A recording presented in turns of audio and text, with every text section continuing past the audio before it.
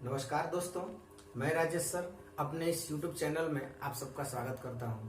दोस्तों, आज मैं रीजनिंग का एक टॉपिक रैंकिंग टेस्ट, जिसको क्रम परीक्षण कहते हैं, आज क्रम परीक्षण कहते हैं, इसको लेकर आपके सामने आया हूं। दोस्तों, क्रम परीक्षण के 3 प्रकार होते हैं। क्रम परीक्षण 3 प्रकार के होते हैं। तो इसका पहला पार्ट मैं आपको बताने जा रहा हूं। दोस्तों, जैसे यहाँ पर ध्यान देना होगा कि ये क्वेश्चन है, इस क्वेश्चन के माध्यम से ही मैं इसके तरीके को समझाना चाह रहा हूँ। ध्यान दीजिएगा कि सुमा उमा से छोटी है। देखिए दोस्तों, यहाँ पे छोटी है, नेहा सुमा से लंबी है, सुधा उमा से लंबी है लेकिन हेमा से छोटी है, उमा नेहा से लंबी है, तो उनमें सबसे लंबी कौन है?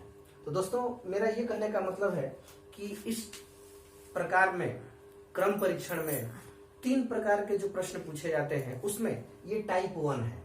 तो इसमें लंबे और छोटे पर आधारित प्रश्न पूछे जाते हैं, भारी और हल्के पर आधारित प्रश्न पूछे जाते हैं, मोटे और पतले पर आधारित प्रश्न पूछे जाते हैं। मोटे और पतले पर आधारित प्रश्न पूछे जाते हैं। तो इसको हल करने के लिए, जैसे मान लीजिए कि यहाँ पर एक मैं आपको तरीका बता रहा हूँ, यहाँ ध्यान देना है कि जैसे मान लीजिए कि अगर हमें लंबा और छोटे के बारे में बताना है तो कैसे बताएंगे। देखिए दोस्तों, यहाँ पर ध्यान दीजिएगा, ये देखिए, ये जो है यहाँ पे सबसे छोटा व्यक्ति है और यहाँ पे सबसे लंबा व्यक्ति होगा ऊपर, इस तरह से। और यहाँ पे आप कह सकते हैं ये मोटा व्यक्ति हो सकता है और यहाँ या तो पतला हो जाएगा, इस तरह से कर लेंगे। या आप यहाँ पर कह सकते हैं भारी और या यहाँ पे कह सकते हैं हल्का। इस तरह से इसको सेटिंग किया जाता है। जैसे इसमें दिया गया, देखिए मैं बता रहा हूं इसको कि सुमा उमा से छोटी है। तो दोस्तों, यहाँ पे छोटी के बारे में कह रहा है। सुमा उमा से छोटी है, यानी सुमा जो है उमा से छोटी है का मतलब ये हुआ कि सुमा नीचे होगी और उमा कहाँ होगी? ऊपर होगी, यहाँ पे इस तरह से। क्वेश्चन में गौर करिएगा कि सुमा उमा से छोटी है, तो सुमा उमा से छोटी है। अब उमा जो है लंबी हो गई और सुमा जो है उससे छोटी हो गई। छोटी है तो नीचे हमने लिख दिया। इसके बाद नेहा सुमा से लंबी है।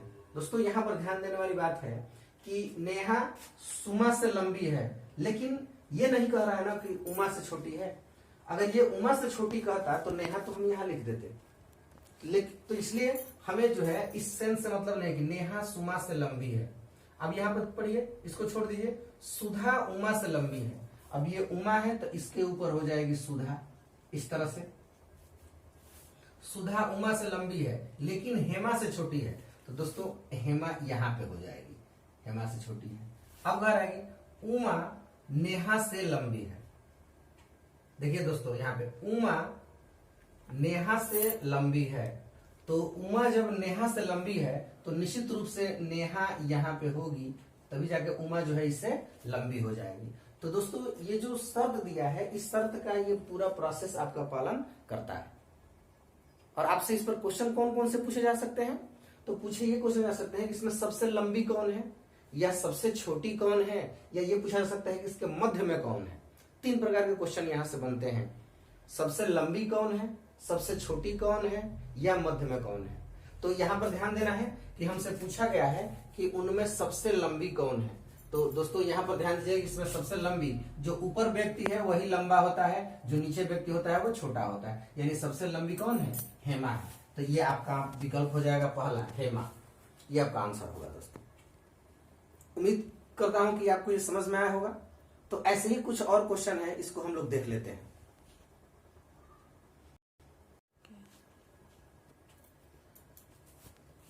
दोस्तों, प्रभात महेश से लंबा है, गोपाल महेश से लंबा है, भुवन महेश से नाटा है, तो इनमें सबसे लंबा कौन है?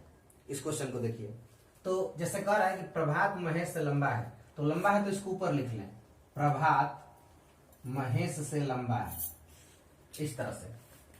गोपाल महेश से लंबा है। दोस्तों, गोपाल महेश से लंबा है, तो महेश से लंबा तो है, लेकिन प्रभात के बारे में अगर कुछ नहीं कह रहा है तो गोपाल इसके समकक्ष हो सकता है, इस तरह से, प्रभात या गोपाल। भुवन महेश से नाटा है, तो भुवन यहाँ पे हो जाएगा, छोटा है, नाटा नीचे होता है। तो इनमें सबसे लंबा कौन है?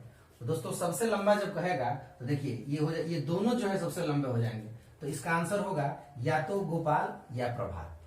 प्रभात या गोपाल में से दोनों लंबा कौन है ये आपका तय नहीं कर सकते हैं, ये आपका आंसर हो जाएगा दोस्तों। तो आपको मैं फिर एक बार बता देना चाह रहा हूं कि जो व्यक्ति लंबा है उसको हमें ऊपर लिखना है, और जो व्यक्ति नाटा है या छोटा है उसे हमें नीचे लिखना है। तो एक और क्वेश्चन देख लेते हैं इसी पर।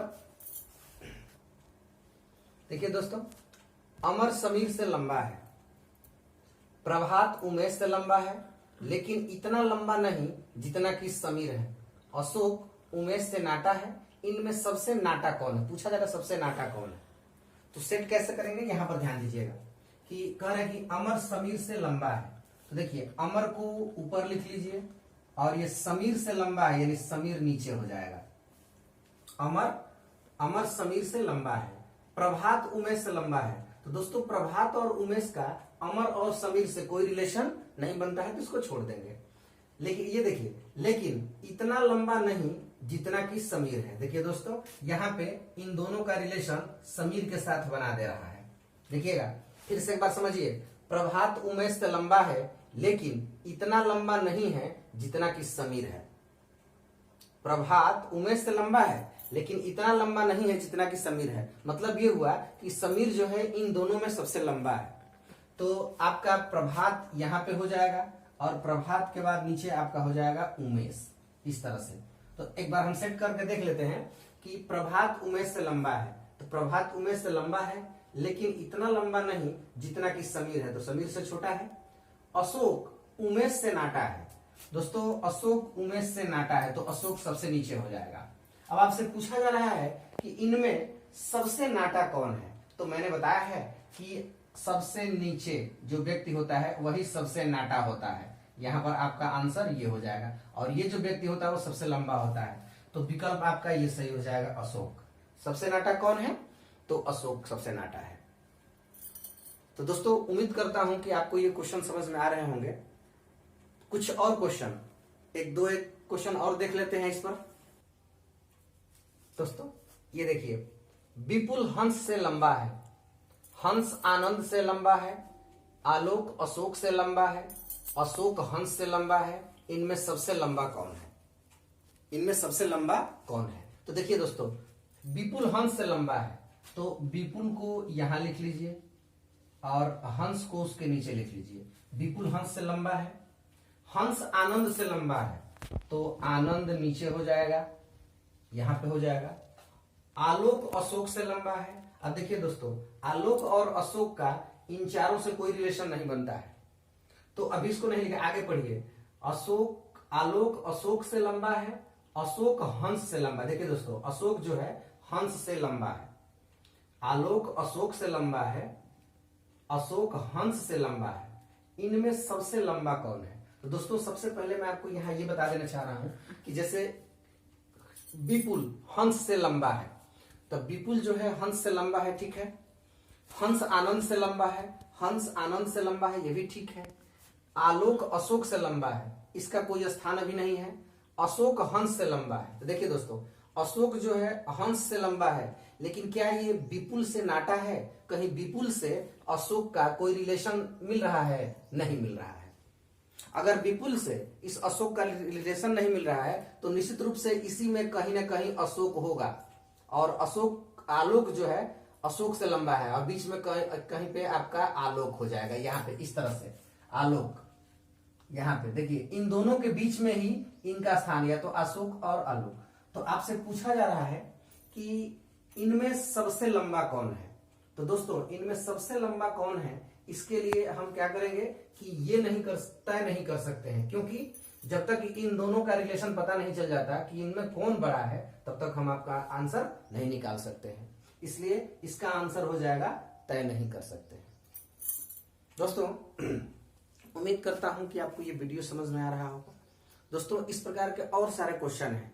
आप सब लोग जानते हैं कि इस एक वीडियो में इस प्रकार के बहुत सारे क्वेश्चन का समाधान कराना संभव नहीं है, तो इसके कुछ और क्वेश्चन हैं, इसको हम अगले वीडियो में आपको पढ़ाएंगे। तब तक के लिए धन्यवाद। और अगर ये वीडियो आपको अच्छी लगी हो तो कृपया इसे लाइक करें, सब्सक्राइब करें और साथ ही बेल आइकन भी दबाएं, ताकि जब भी हम अगला वीडियो बनाएं तो आपके पास इसकी नोटिफिकेशन तुरंत पहुंच जाए। धन्यवाद।